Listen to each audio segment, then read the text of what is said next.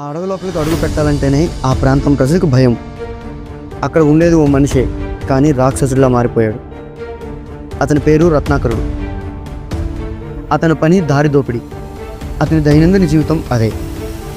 అతడు అడవిలో ప్రయాణికుల్ని గాయపరిచి లేదా చంపి వారి వద్ద ఉన్న సొమ్మును దోచుకుంటాడు. కానీ ఇది అంత పాపం అని అతనికి ఎప్పుడూ అనిపించలేదు. ఎందుకంటే తన భార్య పిల్లల కోసం చేస్తున్నానని అతనికి నమ్మకం. ఎప్పటిలాగే ఓ రోజు అతను దోపిడీకి మరోసారి సిద్ధమయ్యాడు. ఈసారి ఎదురైంది యాదృచ్ఛికంగా కాదు, అదృష్టంగా కూడా కాదు. అతడు ఓ మహర్షిని ఎదుర్కోవాల్సి వచ్చింది. అతనే నారద మహర్షి.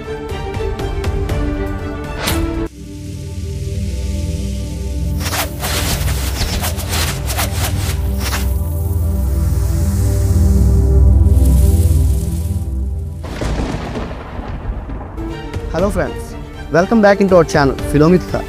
మహాభారత కథా ప్రవాహంలోకి తిరిగి స్వాగతం. మన ఛానల్ని ఇప్పటివరకు సబ్స్క్రైబ్ చేసుకోకపోతే వెంటనే చేసేయండి, అది నాకు చాలా ప్రోత్సాహాన్ని అందిస్తుంది. ఇంకా ఏమాత్రం లేట్ చేయకుండా వెంటనే టాపిక్లోకి వెళ్ళిపోదాం.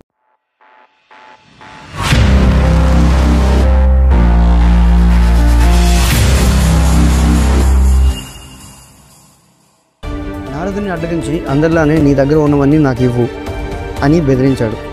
నారదుడు నవ్వుతూ అడిగాడు, ఓ రత్నాకర, నీవు నీ కుటుంబం కోసం ఈ పాపాలు చేస్తున్నాను అని అంటావు. బాగుంది, ఒకసారి వెళ్ళి వాళ్ళని అడిగిరా, నీ దోషానికి నీ పాపానికి వాళ్ళు భాగస్వాములు అవుతారో లేదో. అలా ఓ చిన్న ప్రశ్న. కానీ ఆ ప్రశ్న రత్నాకరుని అంతరాత్మని ప్రశ్నించింది, కుదిపేసింది. వెంటనే నారదుని ఒక చెట్టుకు కట్టేసి ఇంటికి పరిగెత్తాడు. భార్యని పిల్లల్ని చూస్తూ ప్రశ్నించాడు, నేను చేస్తున్న ఈ పనులకు పాపానికి మీరు కూడా భాగస్వాములే కదా. కానీ అతనికి కావాల్సిన సమాధానం దొరకలేదు. తన భార్య అతన్ని అర్థం చేసుకోలేదు. మా కోసం చేసిన పాపం నీదే, నువ్వు ఎలా తెచ్చినా వండి పెట్టడం నా కర్తవ్యం అన్నట్టు మౌనం తిప్పేసింది. ఆ మాటలు రత్నాకరుడి గుండెల్లో బాణాలుగా బలపడిపోయాయి. తన జీవితం అంతా అబద్ధం మీద ఉందని గుర్తొచ్చింది. తన మార్గమే తప్పని తెలుసుకున్నాడు. ఇప్పుడు ఒకటే కోరిక, మారాలి.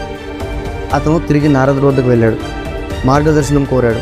నారదుడు అతనికి రామనామస్మరణ చేసుకో, అదే నీ మార్గం అని చెప్పాడు. కానీ రత్నాకరుడికి రామ అనే నామం పలకలేకపోయాడు. అతని కంఠం మరా మరా అని పలికింది. ఆ మాటే మంత్రమయ్యింది. తపస్సు మొదలైంది. రోజులు కాదు, నెలలు కాదు, సంవత్సరాలు గడిచాయి. వర్షం కురిసింది, ఎండ మండింది, జిముకులు కురికేసే చలిని కూడా తట్టుకున్నాడు. కానీ అతని తపస్సు ఆగలేదు. తన చుట్టూ పాములు తిరిగాయి, చిలకలు మూడాయి. చివరికి అతన్ని చుట్టేసి చీమల పుట్ట తయారైంది. ఇప్పుడు రత్నాకరుడు లేచాడు. అతడిలో ఉన్న దొంగ చనిపోయాడు. వాల్మీకి మహర్షి జన్మించాడు. ఒకరోజు వాల్మీకి నదీ తీరాన ధ్యానంలో ఉన్నాడు. ఆ సమయంలో అతని కళ్ళ ముందు ఓ అద్భుత సంఘటన జరిగింది. 2 క్రౌంచ పక్షులు, ఒక జంట, ప్రేమగా ఆటలాడుతూ ఉన్నాయి. అప్పుడే ఓ వేటగాడు బాణం విసిరాడు.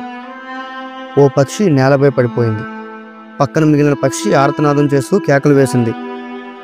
ఆ దృశ్యం చూసిన వాల్మీకి హృదయం కన్నీటితో నిండిపోయింది. ఆ బాధ, ఆ గుండె నొప్పి నోటి ద్వారా శ్లోకంగా బయటకు వచ్చాయి. ఇది రామాయణంలోనే కాదు, ప్రపంచంలోనే మొదటి శ్లోకం. వాల్మీకి శ్లోకం నుంచి పుట్టిన శ్లోకం.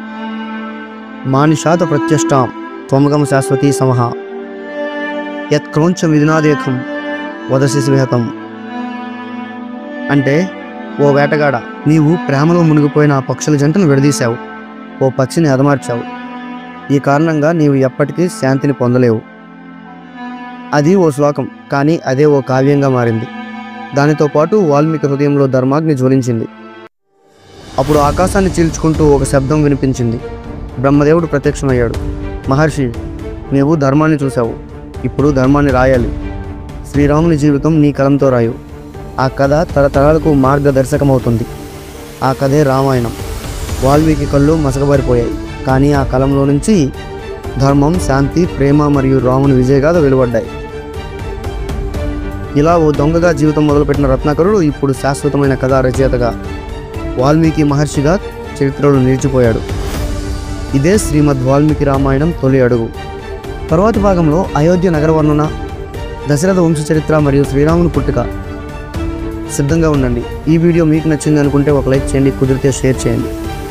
మీ అభిప్రాయాన్ని కామెంట్ చేయండి. నెక్స్ట్ ఎపిసోడ్స్ మిస్ అవ్వకూడదు అనుకుంటే వెంటనే మన ఛానల్ని సబ్స్క్రైబ్ చేసుకోండి.